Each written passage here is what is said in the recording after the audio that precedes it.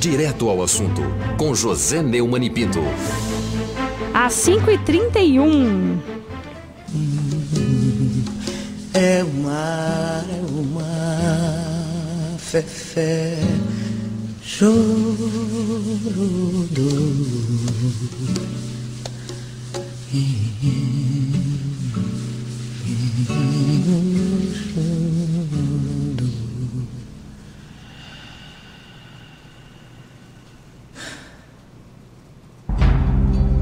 Canto ao Xum da Nação Ijexá, com Maria Bethânia. Boa tarde, José Neumann e Pinto. Boa tarde, Camila Tulinski. Boa tarde, Luiz Fernando Vassalo. Boa tarde, Paulo Vicevi. Boa tarde, ouvintes da rádio Estadão 92.9. 100% de informação e opinião firmes. E com credibilidade. Totais. José Neumann e Pinto, seguinte, o que impede agora que efetivamente as delações premiadas daqueles 77 executivos e ex-executivos da Odebrecht sejam homologados? O que está impedindo isso? Eu estava hoje, como sempre, eu sou agora cativo das suas entrevistas. Que honra! E ouvindo você conversando com o Ricardo Branta a respeito disso. Foi ali que eu resolvi fazer um comentário sobre isso. Fui até o jornal, até o portal, né? E peguei lá um texto. Eu sou freguês da Camila Tulinski na Rádio Estadão à tarde, né? No Estadão no Ar, segunda edição, né?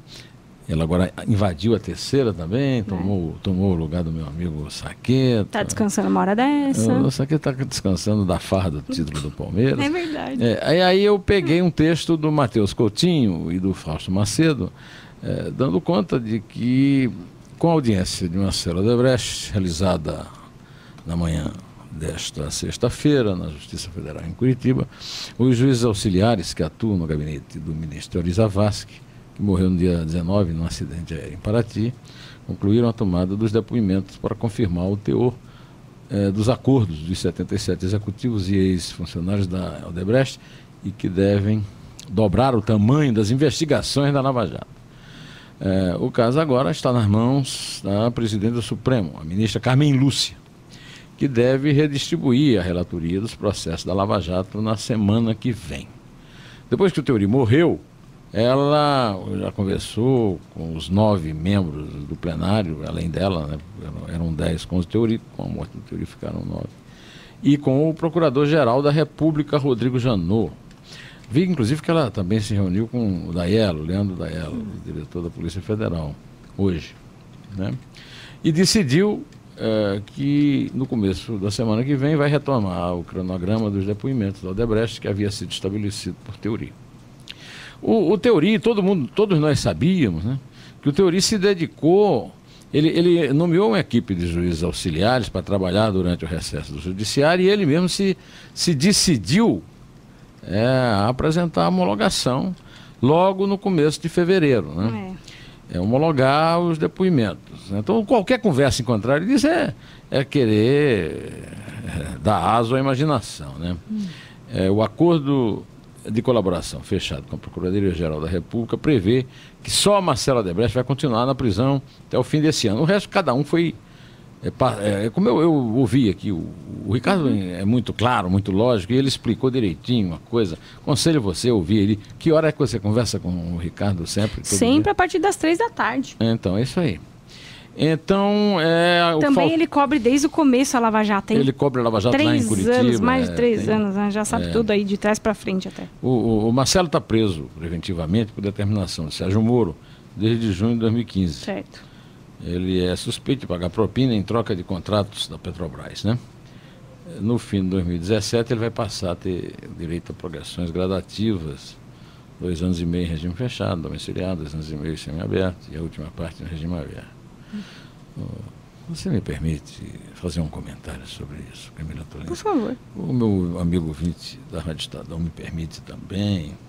Não há motivo para essa prorrogação, para essa cerimônia, para esse retardamento, para essas... Eu não sei se vocês aqui em São Paulo vão entender a palavra que eu vou usar aqui, churumelas. Não tinha um personagem, acho que era da escolinha do professor Raimundo, que falava, venha com churumelas. Deixe de churumelas. É uma expressão embromação, nordestina que o chicaniza com o seu gênio, que aliás eu tenho a honra de me parecer com ele, muita gente se confunde comigo. Você parece confunde com o Chico, né? Na verdade eu pareço mais com o Zelito, o irmão dele, que é cineasta, Zelito Viana. Sim. O pai do Marcos Palmeira. Eles são todos parecidos, né? Família parecida. É como eu sou filho de primos, pareço com meu pai, pareço com minha mãe. Na verdade, Camila Tulinski, os ministros do Supremo Tribunal Federal estão mal acostumados a não obedecer prazo. Você sempre falou isso, né? Isso aí. Ninguém no Brasil tem senso de urgência e eles muito menos, porque são permitidos a fazer isso. A instância máxima da justiça. Sabe quem tem senso de urgência? Sabe quem é? Quem? O cara que perdeu o emprego e não tem mais renda. Só tem dívida para pagar e está desesperado para essas coisas serem resolvidas logo, para o Brasil retomar o crescimento e ele retomar o emprego dele, que vai demorar muito. Além disso, tem o que está temendo perder o emprego e vai perder, porque já são 21% de desemprego real, né? Porque o cara do bico também entra, e vai aumentar. E neste ano, de cada 3 desempregados no mundo, 1 é brasileiro. Que tal? É bom ter essa desonra? Não é uma desonra, né? Então é o seguinte, esse brasileiro, e o que teve de apertar o cinto para sobreviver na crise, como todos nós, todo mundo teve, pela qual nós só temos responsabilidade de termos em maioria escolhido esses governantes que levaram a crise, merecem mais respeito destes senhores e senhoras, dona Carmen. Eu imaginei que era uma sorte ter uma pessoa reta e digna como Carmen Lúcia para resolver no prazo certo e com a coragem que ela sempre demonstra e não nesse prazo consensual lá dos coleguinhas dela do Supremo. Até agora ela tem agido bem, ela mandou, por exemplo, quando o Teori morreu, né, o trabalho dos juízes auxiliares foi suspenso, naturalmente, ela mandou continuar. Muita gente lá dentro do Supremo, e principalmente lá em Redó, em Brasília, a turma do que eu chamo a turma do converscote, da promiscuidade do poder, essa turma, não pode, é um desrespeito, não, desrespeitar a memória do Zavascki não é continuar o trabalho dele, ao contrário, é interromper, é delongar, porque ele já disse para todo mundo que ia voltar, os amigos, todo mundo, e os próprios colegas sabem que ele ia voltar, agora, na semana que vem, quarta-feira da semana que vem, quando reabre, quando acaba o recesso do judiciário, ele ia dar a oportunidade de homologar e ver o que é, afinal, essa homologação, ela apenas tem a ver com a questão de pressão. Os advogados foram, né? Agora não vão ser mais, foram chamados para dizer os clientes foram assistidos por eles, né, nos depoimentos. Então não há motivo para mais delongas. Está na hora de Carmen Lúcia usar a prerrogativa de presidente do colegiado e agir como il faut. Como é necessário, como dizem os franceses. Que chique, José Neumann. Ou seja, o senso da urgência, o senso da responsabilidade. E danem-se, o quê? As churumelas. Churumelas. Não me venha com churumelas, José Neumann. Não me venha com embromação, né? O nosso... O que mais? Embromation, qual outro? Embromation. Armeration, como diria o nosso querido César Saquito. Mas a pergunta que não quer calar, que a gente já está há 2 dias aí, passa tão rápido, foi ontem, né, que foi decretada a prisão, mas aí o Eike Batista não estava lá, e aí o advogado falou que estava nos Estados Unidos. Afinal de contas, José Neumann Pinto, onde será que está o bilionário brasileiro? Bom, tudo indica que está em Nova York. Ele viajou para Nova York, isso aí, pelo menos isso, a Polícia Federal informou, né? Pelo menos isso. Agora tem essa discussão, por acaso ele vai para a Alemanha, ele é cidadão alemão. Tem um passaporte alemão. Aliás, eu fiquei sabendo disso, ouvindo o Roberto Godoy aqui, estou vendo o Godoy ali na máquina do café, o Roberto Godoy dizendo que a mãe é alemã. Eu nem lembrava disso. Mas como alemão, ele vai para a Alemanha e entra lá. Quando você chega em qualquer país, tem lá os cidadãos nativos e os cidadãos estrangeiros. Ele é lá nativo da Alemanha. Sim. Então, ele nem passa por aquele visto de estrangeiro. Não, ele pode circular em outros países da Europa também. Cidadão europeu. É cidadão europeu. Ele é cidadão europeu. Ele pode ficar em qualquer país. Pode ficar em Portugal. Qualquer um. Na Áustria, já que ele é meio alemão, etc. Então é o seguinte, há uma dúvida, né? Eu vi muita gente discutindo isso, se tem extradição, se não tem. O departamento, nós temos um repórter também, que é o nosso Fausto Macedo em Genebra, que é o Jamil Chad. Jamil Chad. É verdade, Jamil Chad. Aí eu li um despacho aqui do Jamil Chad, do Departamento Federal da Polícia da Alemanha, conhecido como BKA, diz que uma eventual extradição de Eike Batista, caso ele seja encontrado em território alemão, teria de passar por uma decisão da justiça alemã. Mas Berlim, sabe o que eu me lembrei quando eu li isso aqui? Não. Ainda há juízes em Berlim. É uma frase marcante. Ainda há juízes em a Berlim. história do moleiro, a famosa fábula do moleiro. O moleiro, sabe a fábula do moleiro, não? Conta aqui para o nosso ouvinte. O moleiro, um latifundiário queria tirar o moinho dele do caminho e ele foi para a justiça. O latifundiário falou para ele: você está brincando, amigo. Juiz a gente compra, né? Ele disse: não, senhor, ainda há juízes em Berlim. Pois espero que haja mesmo juízes em Berlim. E Berlim não fecha, segundo o Jamil Chad, de forma definitiva as portas para que um caso seja avaliado. Eike tem dupla nacionalidade e teria deixado o Brasil com passaporte alemão. Nem isso a Polícia Federal é capaz de informar, é o fim, né? O empresário teve a prisão decretada na quinta-feira, mas não estava em casa e foi declarado como foragido. Eu tenho certas dúvidas sobre esse foragido, mas vamos lá, né? O advogado, que eu vou falar sobre ele daqui a pouco, indicou que ele estaria no exterior. Há informações que ele está realmente em Nova York, né?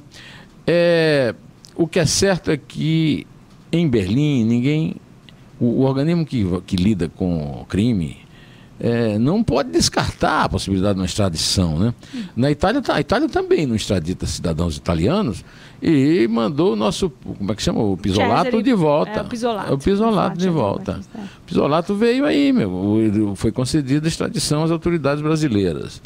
É o caso famoso, um dos casos famosos do Mensalão, né? O Brasil ganhou a batalha na Itália e não há porquê ele não tem. Agora, acho que vai pesar se a justiça alemã for informada e houver provas de que realmente o Eike escapuliu, fugiu. Mas você acha que ele escapuliu? Há um precedente que indica nessa direção, né? É mesmo? Ele já fugiu antes. Em 2008, há 9 anos, Recordar é viver. Ele foi alvo da Operação Toque de Midas. É bem verdade que a operação perdeu sentido, o nome dela, né? Porque ele virou Sadim, né? Aquele que transforma ouro em cocô, né? Porque ele transformou 30 bilhões em um, mas não tá mal, né? Não. 1 bilhão não é pobre, não, né? Vieram falar pra mim: mas o Eike Batista não tá quebrado. Eu falei: oxalá se todo mundo tivesse quebrado desse jeito. Oxi. De qualquer maneira, você sabe, essa cena não é nova. A Polícia Federal bateu a porta da casa dele e ele estava no exterior com as crianças, há 9 anos. Agora, a questão é o seguinte: ele voltou. Então diga assim: mas só que ele voltou e aquele caiu nos braços de Márcio Tomás Bastos. O advogado dele era Márcio Tomás Bastos, tinha sido ministro da Justiça do Lula. Eu conheci o Márcio Tomás Bastos, advogado do Lula na Justiça Militar. Tem história. Na ditadura, nos anos 70 do século passado. Além do precedente, tem um caso que é o seguinte: não é comum. Por exemplo, Camila, você vai passar férias em São Petersburgo. Você compra uma passagem São Paulo, São Petersburgo, só ida? Claro que não. Você pretende voltar. Volta, você compra. Por quê? Porque a passagem de ida é muito mais cara. Tá certo? Mas não, mas o nosso querido... Ele é bilionário. É bilionário. O preço da pinga. Você acha que alguém fica bilionário gastando dinheiro? Ele ficou, mas na verdade ele gastava o dinheiro dos outros. Bom, a repetição da cena da PF, essa passagem só de ida, olha, alimentam algumas suspeitas, mas não incriminam, né? Eu estranhei também o comportamento e o currículo do advogado Fernando Teixeira Martins, que ele convocou. Aí, assim, eu achei primeiro estranho a atitude do advogado. Não, primeiro eu estranhei o advogado. Por quê, Neumann? O outro advogado dele era o Márcio Tomás Bastos, o melhor criminalista de São Paulo. Você pode discutir o que você quiser do Márcio. O cara que destruiu o Castelo de Areia. Foi ministro da Justiça do Lula. Chefiou a Polícia Federal inteira. Jogou o Castelo de Areia, transformou o Castelo de Areia numa praia. Né? Então, não sei se tem um índice aí o cara, de sucesso, mas ele é um dos mais aí... Não, grande advogado. Era um grande advogado. Bom, aí você... Quem é que eu acho que ele poderia... Vamos pensar, não tem nenhum advogado à altura do Márcio. Tá, não sei, deve ter até melhores. Mas tem Antônio Cláudio Maria de Oliveira. Sim, então Roberto Podival. Podival, Sérgio Bermudes. O Bulhões. O Nabor Bulhões. Ou seja, tinha as opções aí. Juquinha. Cacai, os advogados lá de Brasília, né? Tá. Aí ele contrata Fernando Teixeira Martins. Aí eu... Me perdoe o pessoal aí do Estadão, Fausto, eu nem fui lá. A Isabel me mandou uma noticinha da Veja, do site da Veja, né? Conforme indica seu currículo no site do escritório onde trabalha, Martins integrou as fileiras da PF, Polícia Federal, durante 11 anos, entre 2004 e 2015. 2015. Quer dizer, a primeira coisa que me chama... Olha, eu não estou... Camila, eu não vou receber o oficial de justiça aqui me cobrando nada. Eu estou só lembrando que 2008 fica depois de 2004. E 2015 fica antes de 2017, tá certo? Quer dizer, um ex-agente da Polícia Federal que trabalhou, que conhece todo mundo lá, eu conheço muito federal honesto. Mas, olha, eu acho muito difícil que a mãe de Iná tenha aparecido numa mesa branca para dizer pro nosso querido Ike, olha, nego, se manda que amanhã tu vai ser preso. Né? Bom, sigo aqui a Veja. Né? A baixa assinada pelo diretor da gestão de pessoal da corporação, dia 19 de agosto de 2015, mostra que o cargo ocupado pelo advogado era o de agente, assim como aqueles que bateram a porta do Ike na manhã de hoje. A Veja também fez uma pequena sacanagem. Maldadezinha, Antes, hoje é sexta, é dia de maldade. Hoje é dia de breja, sexta breja. Antes de ser aprovado no concurso da PF, Fernando Martins foi advogado de Furnas, da hidrelétrica de Furnas. Bom, eu já falei aqui que em 2008 o jogo era mais pesado, era o Márcio Tomás Bastos. Agora, o que fica claro disso tudo, o que eu quero explicar, que eu acho que, primeiro, o Ike não é o cara mais importante dessa história, que para mim é o Sérgio Cabral, o chefe da quadrilha, que tem um oceano a ser mapeado, segundo o procurador lá do Rio, né? Digamos que o Ike é um operador para qualquer obra, né? E também não acho que ele seja fundamental para as investigações da Lava Jato. A questão não é essa. A questão que eu acho é o seguinte, e eu vou encerrar isso aqui deixando a seguinte pulga na orelha. Quem está devendo explicações é a Operação Lava Jato, que não se cercou dos devidos cuidados para evitar essa ação previsível, por todos os sentidos, dele. E mais ainda, a Polícia Federal, que parece agir às cegas, meio tonta, meio como se tivesse sido pega com as calças na mão, diante da evidência repetida de que o alvo da operação pode ter recebido uma inside information para decidir deixar o país. Porque mais grave do que a inside information, e eu quero lembrar que a fuga do Ike em 2008 não foi punida, e quem tenha facilitado também não foi. Foi aberto um inquérito, vazamento, e ninguém foi processado, tá certo? Então, a pergunta que fica no ar é outra, não é nem isso da Inside Information. É o seguinte, como é que a Polícia Federal não sabia de tudo do voo? O cara pegou o avião, passou por um funcionário, o passaporte dele era alemão, era tcheco, era russo, não interessa, passou por um funcionário da Polícia Federal. Tem um computador lá na frente dele. Quer dizer, como é que a Polícia Federal passou um dia inteiro para descobrir para onde o cara tinha... E até agora, eu não sei se o Vassalo já leu coisa aí que me desminta. Se desmentir, desminta logo antes que algum ouvinte venha me perturbar por causa disso. E fala na cara logo? Assim, pois é o seguinte. Até agora, tudo que eu ouço que ele está com passaporte alemão é uma conjuntura. Como é que a Polícia Federal não sabe com que passaporte o cara embarcou? Será que a polícia americana, uma polícia federal que está tendo um contato tão grande com o FBI, o rigoroso serviço de imigração dos Estados Unidos no aeroporto de Nova York não teve a curiosidade de saber com que passaporte aquele senhor estava descendo em território americano? Ele não tem cara de terrorista do Estado Islâmico, mas pô, aqui para nós, né, Camilinha? Bom, eu vou acabar porque fica a pergunta no ar. A Marília Ruiz está muito apressada frenética. Hoje. Já está aqui, você viu? Está aqui, já tá entrou aqui, está aqui, já está com todas as informações do Corinthians ali no telefone. Que coisa boa, coisa linda. José Neumann e Pinto. É o mar, é o mar. Encerrando sempre com a canção. Canta Oxum da nação Irejá. É da nação Ijexá. Ijexá. Com a deusa, a sacerdotisa Maria Bethânia. Teles Viana Veloso, de Santo Amaro da Purificação, no Recôncavo Baiano. 3, 2, 1, Inté. Bom fim de semana. Quanto nome tem a rainha do mar, quanto nome tem a rainha do mar, Dandalunda, Janaína, Marabô, princesa de Ayocá, Inaê, Sereia, Mucunã, Maria, Dona Iemanjá.